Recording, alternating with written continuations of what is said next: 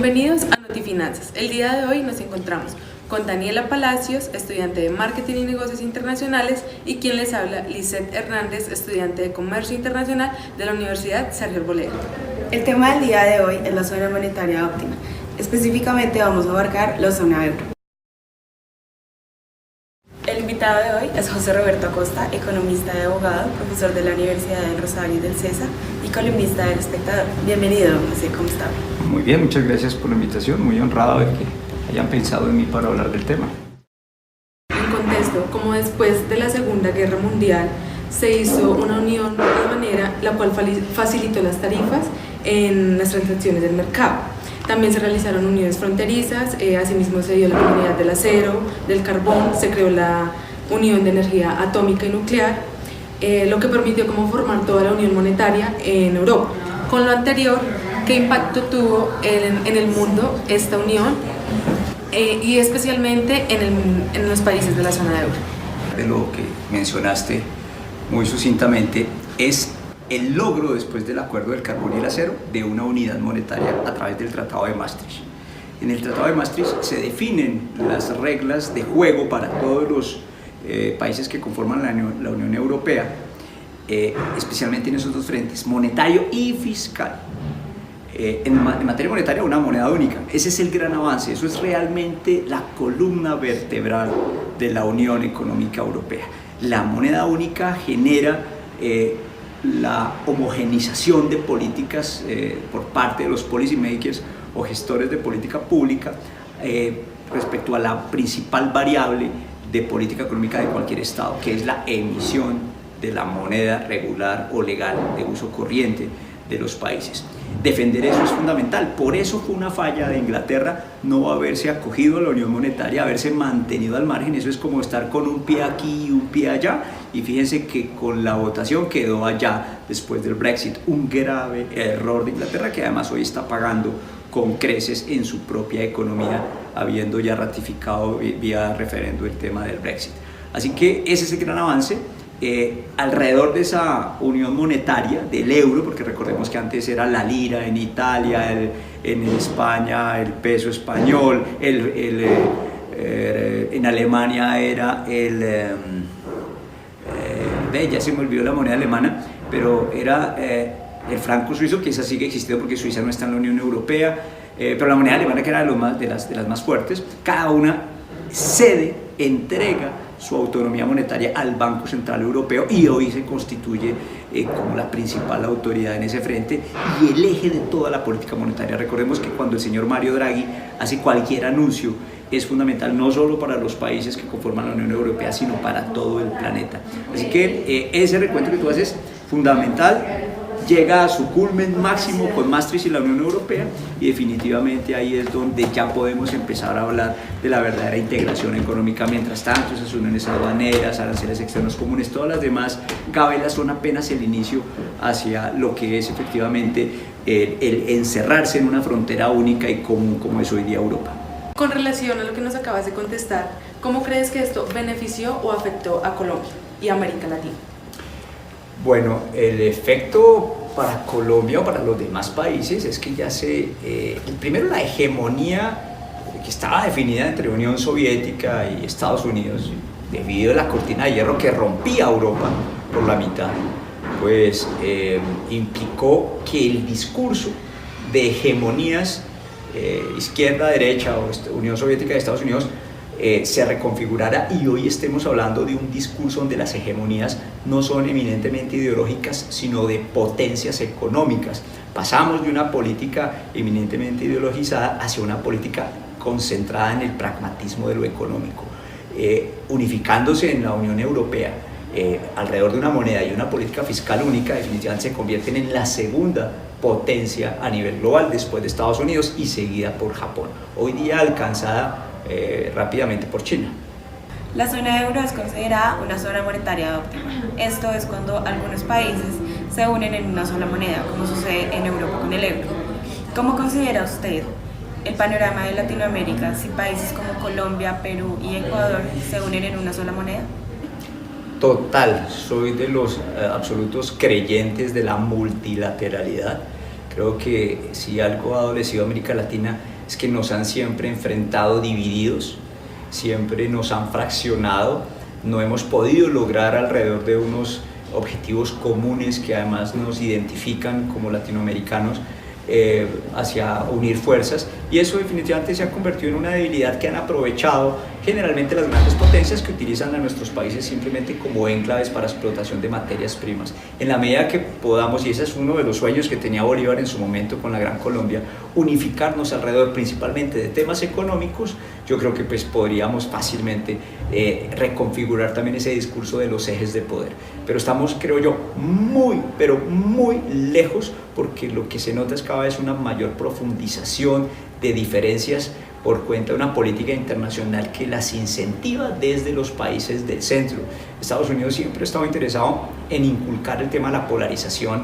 En América Latina seguimos siendo el patio trasero de los Estados Unidos y el centro de experimentación norte-sur o derecha-izquierda, con el que manosean no solo a nuestros dirigentes, sino también a los medios de comunicación y obviamente a los ciudadanos.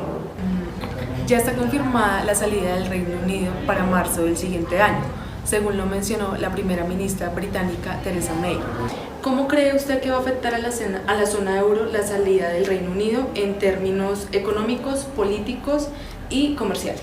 Bueno, ahí quiero hacer una salvedad, y es que Escocia pertenece al Reino Unido. Ellos dicen, un momentico, yo sí quiero quedarme en la Unión Europea. Entonces ahí puede que Escocia, parte del Reino Unido, termine escindiéndose de esa decisión inicial de la Gran Bretaña. Pero es un grave golpe a lo que es ese gran y largo proceso que ha tenido la Unión Europea. Ya le está costando en materia económica. Ya ha habido muchos bancos como el Barclays y otros que han decidido retirarse de su centro de operaciones de Londres, con una grave consecuencia para el empleo, para la generación de Producto Interno Bruto y para el desarrollo de una economía diversificada como la que ha caracterizado a la Gran Bretaña. De tal suerte que el gran perjudicado es el Reino Unido. Los mismos europeos, yo creo que también en general han tenido pues un golpe fuerte con la salida de un miembro tan importante desde el punto de vista estratégico, militar y económico, pero dadas ya las circunstancias en las que pues, muy difícilmente una decisión tomada por la mayoría del pueblo se puede echar para atrás, no hay nada que hacer y ya tenemos que pensar en la Unión Europea tal como ha estado siempre alrededor de una misma moneda. Yo creo que aquí se identifica algo clave, y es que el que no se adhiera a la moneda única termina no solo siendo una rueda suelta, sino una rueda solitaria dentro de los procesos de integración económica. Digamos, ¿esa salida podría afectar a Colombia de alguna forma? Pues de pronto, en la medida que los ingleses se den cuenta de su debilidad económica y profundicen sus negocios de extracción de recursos naturales en países como el nuestro, mediante artilugios que rayan en la corrupción, como ha sido su constante histórica como imperio colonial de mucho tiempo atrás. Esas prácticas pues puede que se acentúen en la medida que de alguna forma se incentive esa depredación de recursos y de utilidades, dado que por fuera de la Unión Europea les va a quedar más difícil mantenerse como potencia. Si vemos el histórico mundial, el mundo vivió diferentes acontecimientos como la Primera Guerra Mundial, la Segunda Guerra Mundial. Actualmente podemos ver que Estados Unidos y China están en una guerra comercial y tenemos guerras fronterizas como Ucrania y Alemania. ¿Cómo considera usted o cómo ve el panorama dentro de 10 años en la zona euro?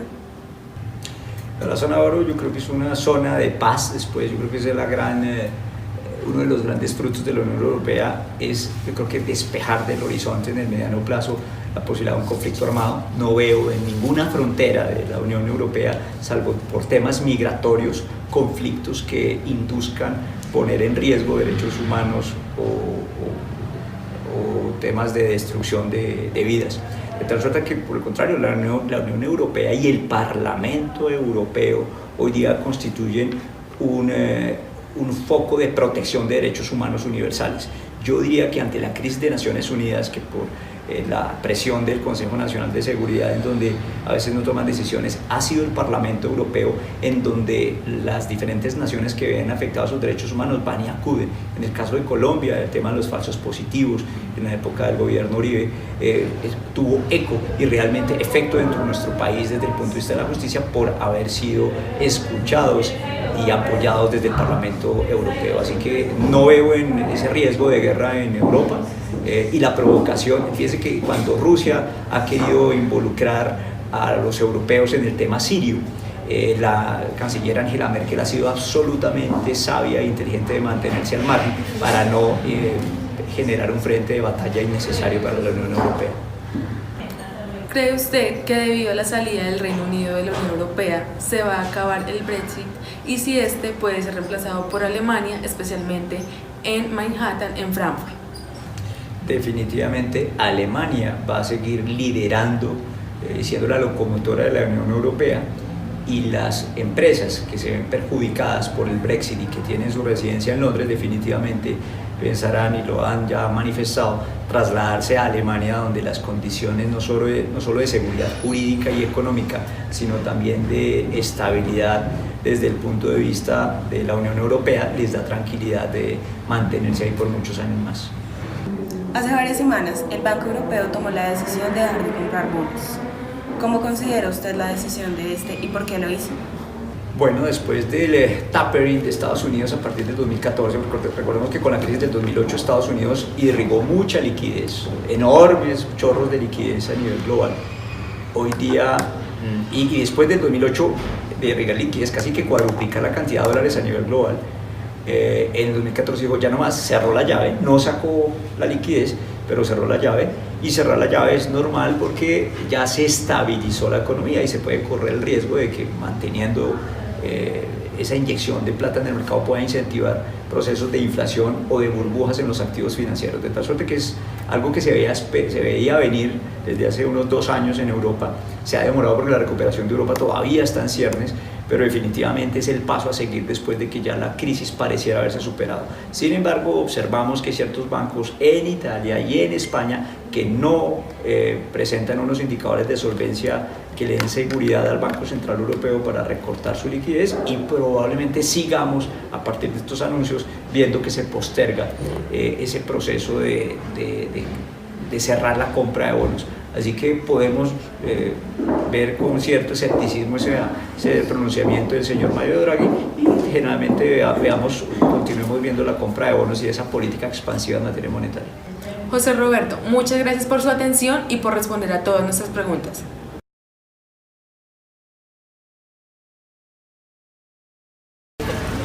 Nos encontramos cerca de las instalaciones de la Universidad del César. Vamos a hacer algunas preguntas a ver qué tanto saben las personas sobre el euro y la zona euro. ¿Sabes qué es la zona euro? El dinero euro es plata europea. ¿Y sabes qué es la zona como tal? Pues sé que están casi todos los países europeos excepto Inglaterra. ¿Sabes desde qué año el euro empezó a ser la moneda representativa de la Unión Europea? No, creo que no, pero sí. ¿Sabes cuántos países conforman la Unión Europea? Yo creo que 21. Hola, ¿cómo estás? ¿Sabes en qué año el euro se convirtió en la moneda representativa de la Unión Europea? Pues no te sabría decir bien el año, pero pues sé que fue cuando se conformó la Unión Europea. ¿Sabes qué es la zona euro? Sí, pues creo que es como toda el área que abarca los países que tienen como moneda el euro. ¿Sabes qué es el Brexit? Sí, el Brexit es un acuerdo que hicieron en Inglaterra, donde lo que buscan es salirse de esa... buscan no es salirse de la zona euro. Ellos buscan es salirse de la Unión Europea. ¿Sabes qué está pasando con Inglaterra en la Unión Europea actualmente? Sí, Inglaterra se quiere salir de la Unión Europea. ¿Sabes desde qué año se implementó el euro? El euro en la Unión Europea entró por etapas aproximadamente desde el año 1999 en funcionamiento en los 17 de los actuales 27 estados miembros de la Unión Europea. ¿Y sabes cuántos países conforman la Unión Europea? Tengo entendido que eran 27. No sé si continúan porque con lo de Inglaterra no sé si hace parte de los que ya salieron o siguen. ¿Sabes qué es una zona monetaria óptima? Sí. ¿Qué es? Si no estoy mal, creo que es la zona euro.